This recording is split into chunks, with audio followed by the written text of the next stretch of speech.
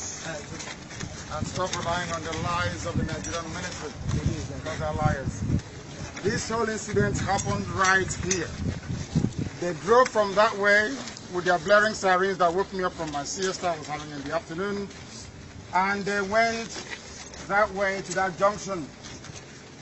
They reversed, the armor tank reversed and came back here, wanted to come in, and my men stopped them here, and they started firing at people, right at this very spot.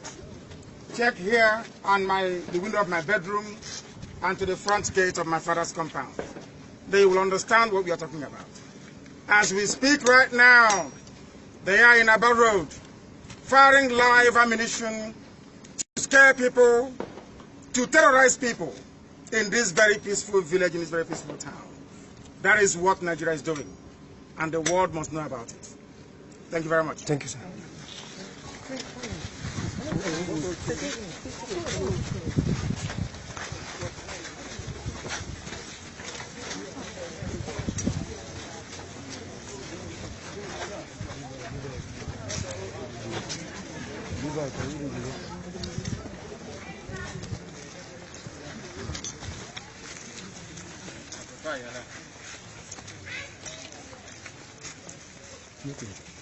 I thought you did the first one on the corner.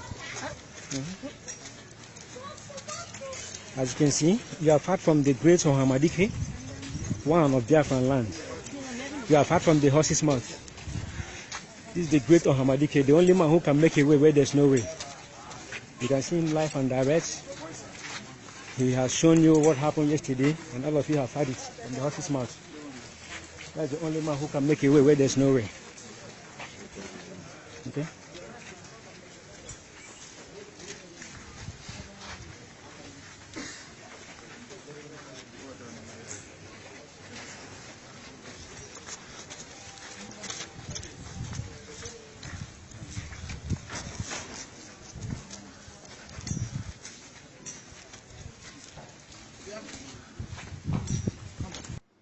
To my village, to intimidate and to harass innocent civilians who are unarmed. I was sleeping. It was their siren that woke me up from sleep, and I inquired what was happening, and I was told that the enemy were coming to my house. So I looked through the window, my bedroom window, towards the junction, which is less than 100 meters from here, and I saw their armored personnel carrier. He drove past, and then he turned around and came back again towards this direction. And they started firing at the people who were protesting and asking them why were they coming to this place to harass peaceful people who have done nothing to deserve such humiliation and intimidation. I said, what happened? They started firing indiscriminately. So I was told that a few people were hurt and injured. I saw 2 people who were bleeding profusely. I was told there were casualties. And as is their tradition, when they shoot people, they carry their bodies away. So we didn't want them to get at those people. That's why we prevented them from coming here. The intention was to come here to ransack my family home. And we would not have that. That's exactly what happened yesterday. Now, the entire episode was captured on a videotape, and I'm sure that's widely available for people to see and come to a conclusion. The one thing that happened for sure was that our people were insistent that they will not enter my father's compound. That was what happened yesterday. So those that were hit by the bullets, where are they now? They're in a very secure location. After receiving further treatment, they are now receiving very serious medical attention.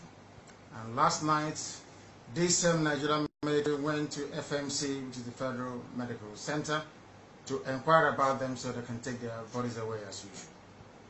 How many of them, sir? 3 in total that I'm aware of. No lives were lost. I understand that lives were lost. Do you know about the number of persons lost? I know I was told at least 2 people. It was 5 initially, but the rest sustained superficial injuries and bullet wounds.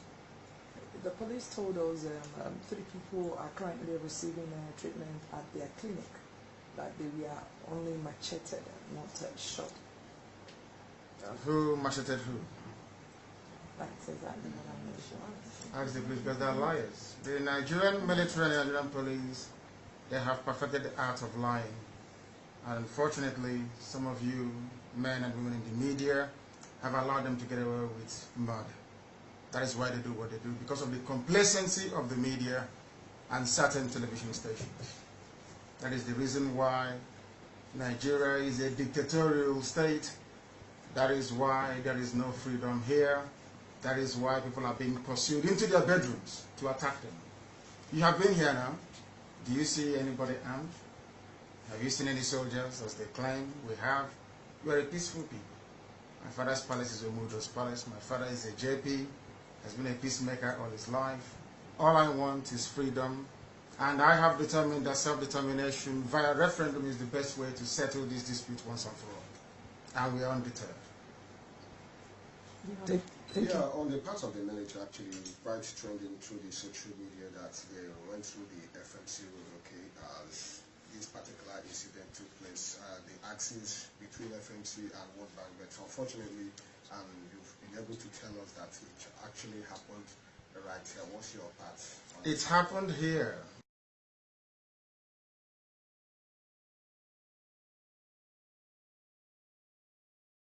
The Nigerian military, which you men and women of the media must try to counter. Come and investigate. Go and ask people.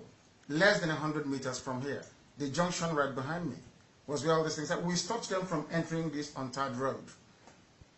That is why they've not tarred this very road, because my father is an upright man.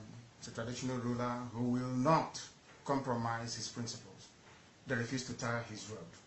That is why. At the end of this untarred road, at the junction, was where they parked their tanks. I saw them. Go and watch the video. They moved up and they reversed and came back. They turned their tires to come in here. And the young man said, no, they won't come in. That's exactly what happened. And we maintain, and will continue to maintain, that we remain peaceful, determined and very resolute. Nothing is going to stop us. Nigeria is bringing war to us. We are not fighting anybody. It is Buratai and his men that are bringing war to us. They want us to become armed so that the world can say that Nnamdi Kanu is leading a violent armed group, which is not the case. They are provoking us to war. And it's your duty as journalists to make sure that the world understands this. Okay, there was this report that you had a meeting with the Southeastern governors. What was actually the outcome of that particular meeting you had with them? I think my primary concern now is for the family of those that lost their lives and for the people in hospital receiving treatment. When the time comes for that, I will gather you people from the media to brief you as to precisely what we are doing. Thank you. Thank you very much. Thank you. Please, I want to ask for permission. Can we take shots from the gate here to... Of course you can, yes. Yes. You show you exactly where they came. I'll show you exactly where they came to.